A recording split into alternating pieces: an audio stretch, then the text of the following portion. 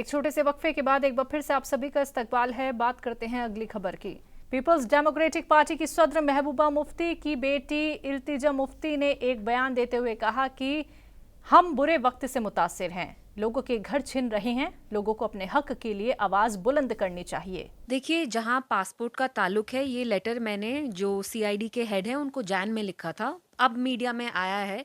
और अनफॉर्चुनेटली अफसोस की बात है कि ऐसे वक्त न्यूज़ बाहर आई है जब आप देख रहे हैं लोगों के सर पे जो छत है वो तक हटाई जा रही है, उनको बेघर किया जा रहा है, उनको होमलेस किया जा रहा है। तो यहाँ भी लोग बहुत दर्द में हैं। तो मुझे अपना पासपोर्ट की इशू बहुत छोटा लगता है, लेकिन मैं ये ज़रूर कहना चाहूँगी कि हमारी फैमिली में वो महबूबा जी हों, मेरी 80 साल की नानी हो जो हज करना चाहती थी, या मैं हूँ, हम सबके पासपोर्ट्स इम्पाउंड किए गए हैं। और ये बहुत सारे कश्मीरियों के साथ हो रहा है। आपकी कम्युनिटी में जो जर्नलिस्ट हैं उनके साथ, स्टूडेंट्स हैं, उनको फेलोशिप्स मिलती हैं, स्कॉलरशिप्स मिलती हैं। सीआईडी वेरिफिकेशन के बहाने आपका passport in a way confiscate करके फिर वापस देती नहीं है। जहाँ तक मेरे पासपोर्ट का ताल्लुक है, जून में गया रिन्यूअल के लिए और तब से नहीं आया है।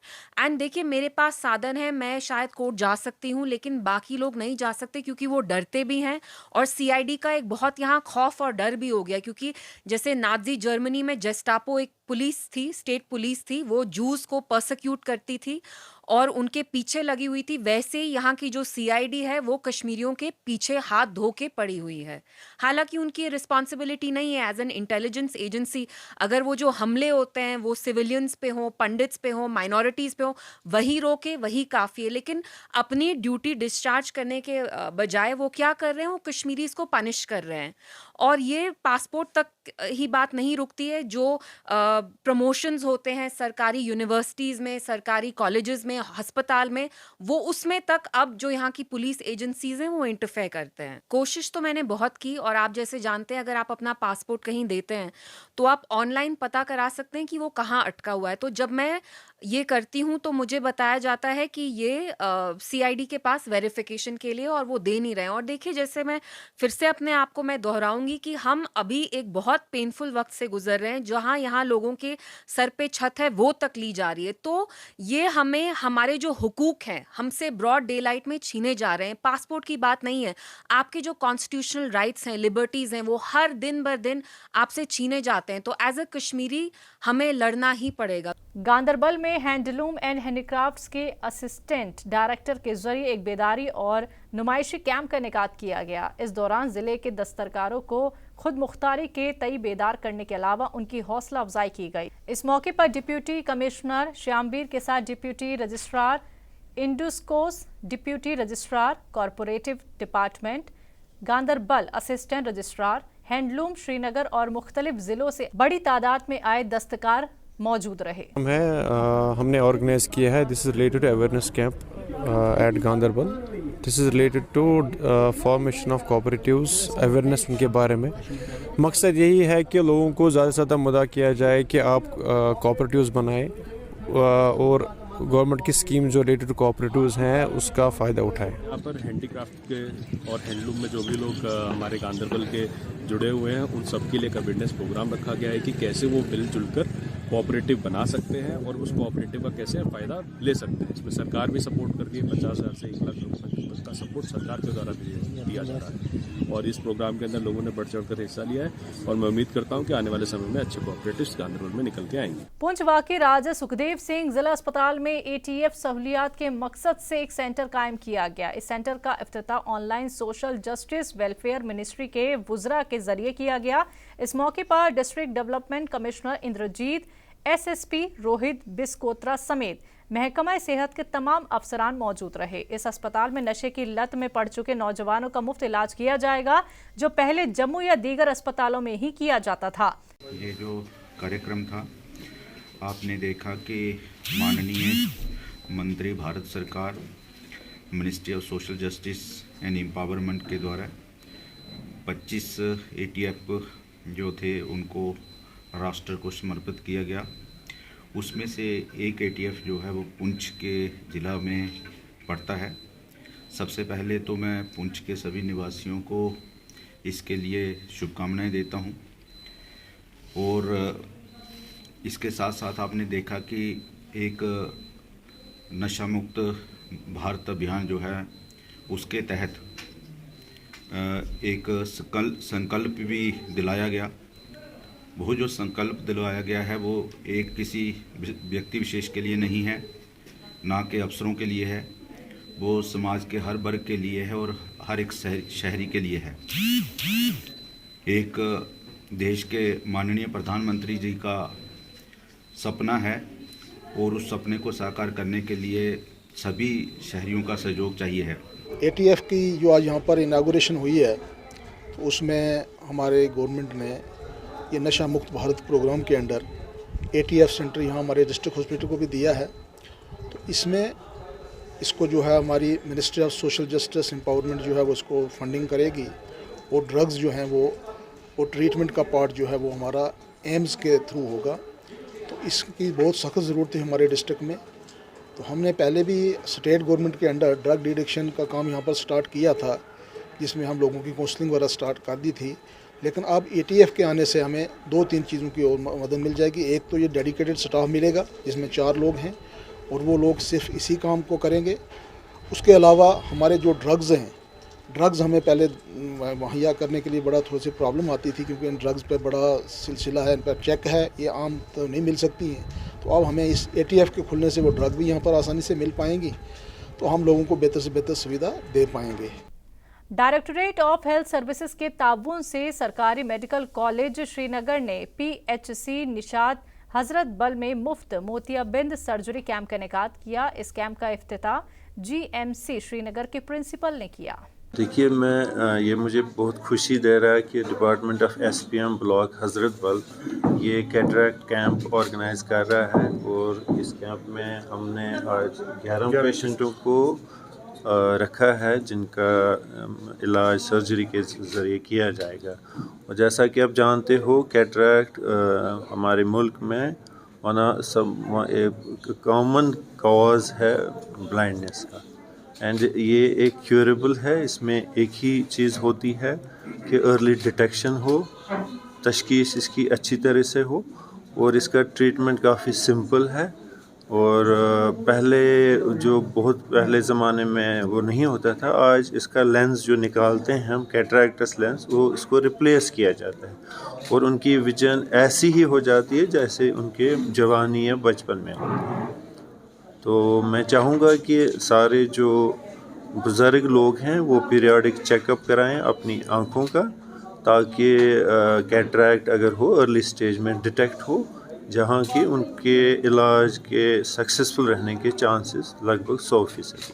डॉक्टर साहब, एक तो एज के साथ इसका ताल्लुक है, दूसरा हमारे यहाँ अगर हम देखें डायबिटीज़ ज़्यादा पेशेंट्स हैं, क्या डायबिटीज़ के साथ इसका कोई ताल्लुक है? अगर है तो क्या? डायबिटीज़, देखिए, डायबिटीज़ में जो कैटरैक्ट है वो जो ओल्ड एज वाला कैटरैक्ट है वही हो जाता है, मगर थोड़ा अर्ली ऑनसेट हो जाता है। अगर आम इंसान को 60 साल की उम्र के बाद होता है, एक डायबिटिक को वो 10 साल पहले ही शुरू हो सकता है।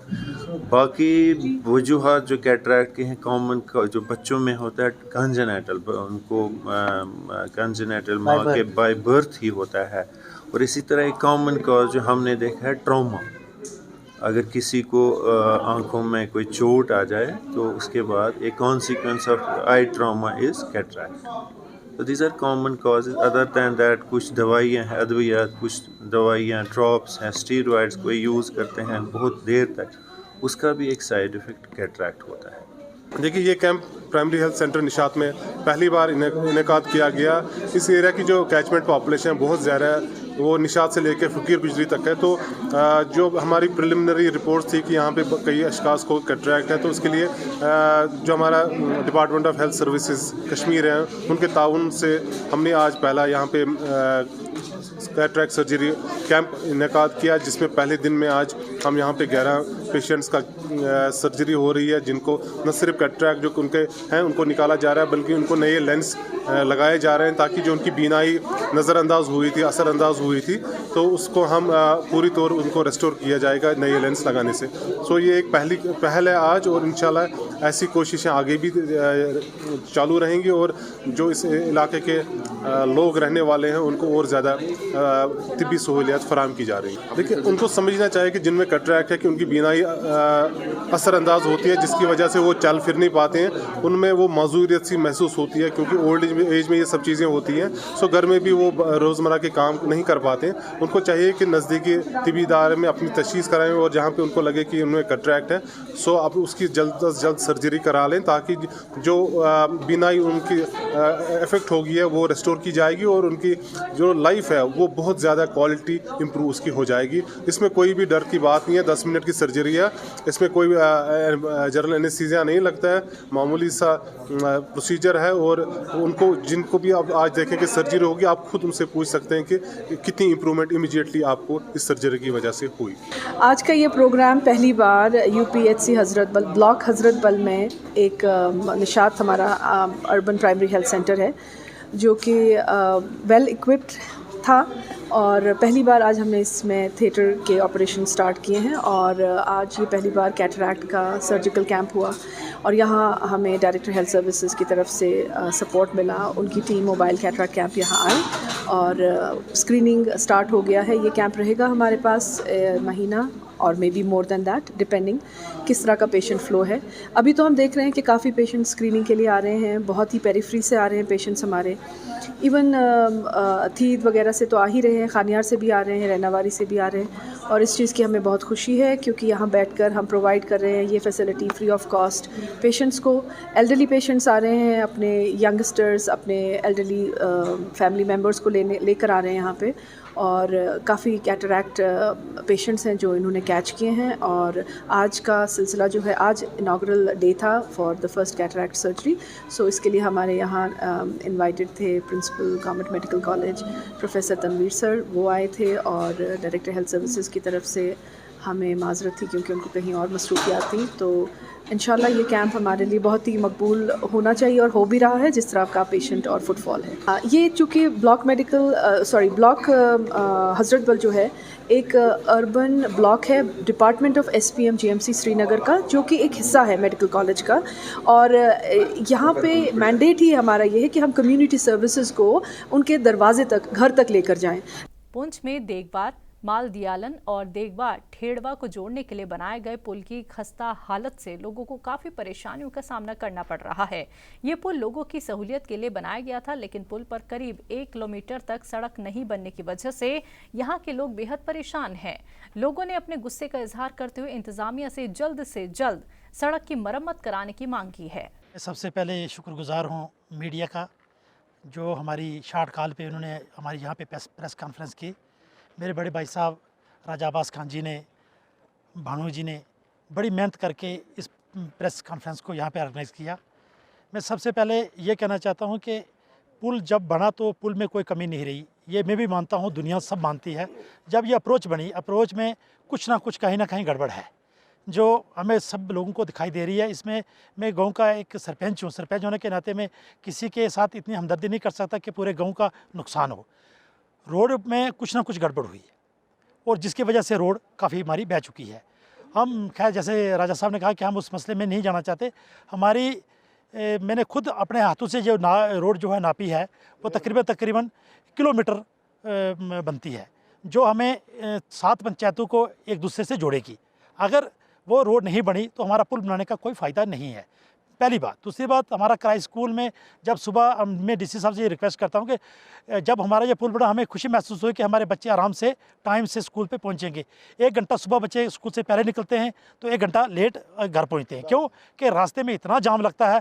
जब ये रोड खुल जाएगी तो गाड़ियाँ बाईपास हो जाएंगी और हमारा जाम ख़त्म हो जाएगा। अगर सदियों से, जैसे राजा साहब ने कहा कि सदियों से हम अंग्रेज़ों के गुलाम थे, उसके बाद अगर सरकार ने हमारे लिए इतना पैसा खर्चा तो उस पुल बनाने का हमें, मैं तो कहूँगा, कोई फ़ायदा नहीं है। मेरी AW साहब PWD से बात हुई तो उन्होंने कहा कि जो हमें ये ईरा के हैंडओवर रोड कर दी है, अगर ईरा वाले हमें आकर दोबारा देते हैं रोड तो हम इस रोड का काम स्टार्ट करेंगे। अदरवाइज़ ना ईरा वाले करते ना PWD वाले करते, हम तो बीच के बीच रह गए। इसलिए मैं DC साहब से ये रिक्वेस्ट करता हूँ कि शायद हमें कल कोई और मसला ना करना पड़े यहाँ, और कहीं रास्ता बंद करना पड़े, कहीं और कोई हमें काम करना पड़े, तो मैं डीसी साहब से ये रिक्वेस्ट करूंगा कि जल्दी से जल्दी इस हमारी रोड जो है 1 किलोमीटर रोड कुछ भी नहीं होती, अगर किसी एक ठेकेदार को भी डीसी साहब ऑर्डर करेंगे तो कल भी वो काम शुरू कर सकता है। तो हमारा काम शुरू कीजिए ताकि हम लोग जो है अमन और चैन की ज़िंदगी जो है बसर कर सकें। नाजरीन, मुल्क की बात में आज के लिए बस इतना ही। आप देखते रहिए तहज़ीब टीवी। मुझे दीजिए इजाज़त। आदाब।